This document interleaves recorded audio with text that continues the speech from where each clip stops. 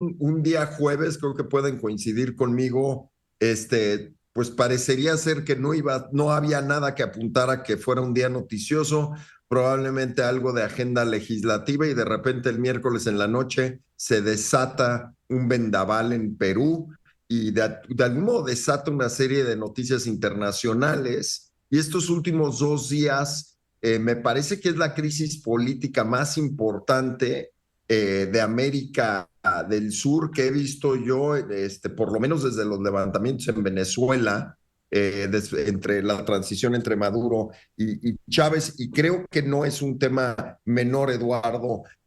¿Tú cómo estás viendo las cosas y cómo se correlaciona con la política de México? ¿Qué similitudes hay? ¿Qué podemos aprender? Bueno, es que lo más interesante, Álvaro, es estas facultades que tienen algunos congresos de algunos países específicas para destituir a sus presidentes, ¿no? Así como los presidentes también tienen facultades para disolver el Congreso por razones explícitas que establecen cada una de las constituciones de estos países. Esto que estamos viviendo, Álvaro, pues no es algo novedoso en Perú. O sea, en Perú se ha destituido también a un presidente, Martín Vizcarra, también por la misma causa que le denominan allá incapacidad moral. Ahorita vemos un poco de eso. También a Pedro Pablo Kuczynski también fue destituido, o él dimitió porque lo iba a destituir el Parlamento. Alberto Fujimori también por incapacidad moral. Y desde luego esto también sucede, ha sucedido en Ecuador, en Brasil, en otros países de Latinoamérica. A ver, ¿qué es interesante aquí? Bueno, pues lo interesante es que la Constitución allá en Perú establece como causa de destitución esto de una incapacidad moral. Esto de la incapacidad moral, pues es muy subjetivo, ¿no? O sea, el Parlamento va a determinar si un presidente es moralmente capaz, o sea, su ética y si su moral es adecuada para dar para que sus acciones sean ejemplares e idóneas para el beneficio del país. Entonces, realmente, esto es tan subjetivo que, bueno, está en manos del Congreso, del Parlamento, que bajo su propia óptica de lo que puede entender que es una moral permanente, puede destituir o no a un presidente. ¿Qué sucede en México? Bueno, pues en México no tenemos esta causa como tal de destitución, desde luego, ¿no? Aquí sabemos que nuestro presidente puede ser sustituido por el procedimiento de revocación que el propio Andrés Manuel López Obrador convocó y pues, hizo todo lo necesario para que fuéramos o fueran aquellos que tuvieron el deseo y las ganas de acudir a ver si le revocaban el mandato o no.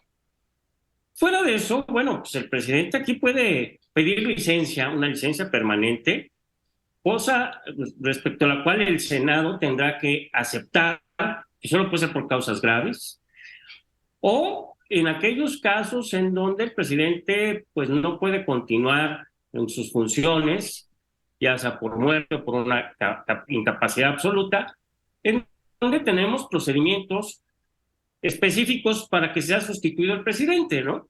En Perú vemos que lo sustituyó la vicepresidenta, que por cierto es del mismo partido que el de Pedro Castillo. Fue sustituido porque así está establecido. Y en México vemos cuando la función, cuando el ente es revocado por la decisión de la ciudadanía que va y vota en el sentido, pues quien lo sustituye es el presidente del Congreso.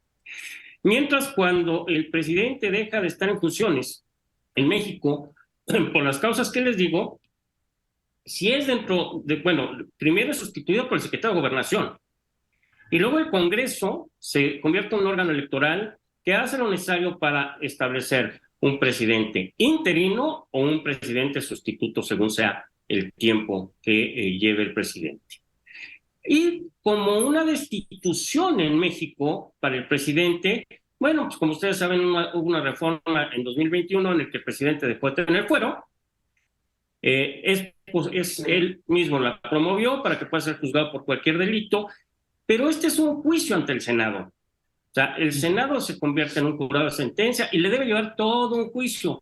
Si lo declara procedente, pues la sanción es ser destituido más aquellas que le correspondan por su conducta criminal.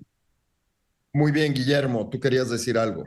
Los dos Guillermos queremos decir algo.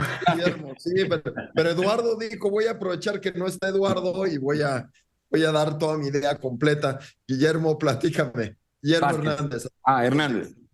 Cuando se habla de todo esto, de la insuficiencia moral, de inmediato, y citando los países y los presidentes, de inmediato me viene a la mente el nombre de una constructora muy afamada que viene de Brasil, que se llama Odebrecht, en donde muchos mandatarios han estado expuestos, han tenido que salir, pero quizás ellos cuando han sido lastimados han de decir, qué envidia ser el presidente de México, porque allá no pasa nada de esto, ¿no?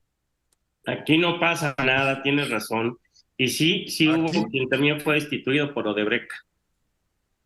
La realidad es que México es un país y una democracia sumamente estable si se compara con algunos países de América Latina, y eso creo que es algo que tenemos que aplaudir. Y me parece, Eduardo, que creo que coincidirás que aunque sí hay algunos documentos, hay un documento increíble que seguramente has leído sobre suplencia presidencial en los documentos de la Cámara de Diputados, hay un tratado, hay un estudio de qué pasaría. En realidad México le falta un poco tener esta discusión, me parece, de manera un poquito más seria y más profunda. Guillermo Vázquez, cuéntanos.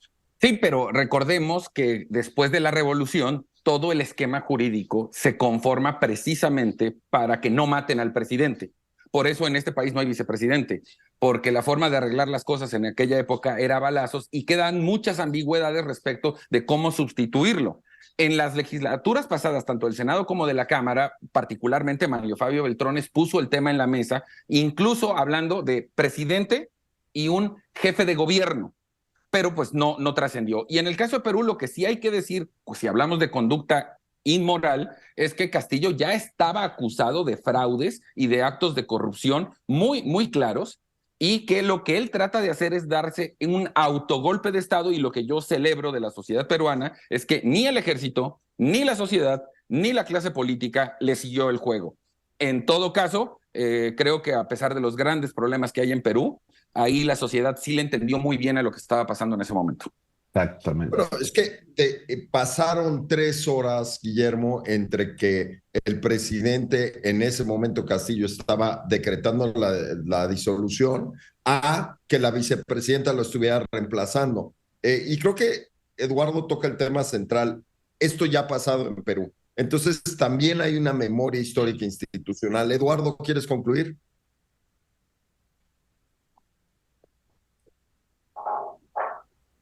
Micrófono. Bueno, yo creo que Eduardo está teniendo problemas de conexión. A ver, ya te escuché. Sí. Bueno, ¿quieres concluir rápidamente? Pues bueno, efectivamente el Congreso actuó más rápido de lo que pensó Pedro Castilla, y pues al final ahorita está detenido y será sujeto seguramente a un procedimiento criminal.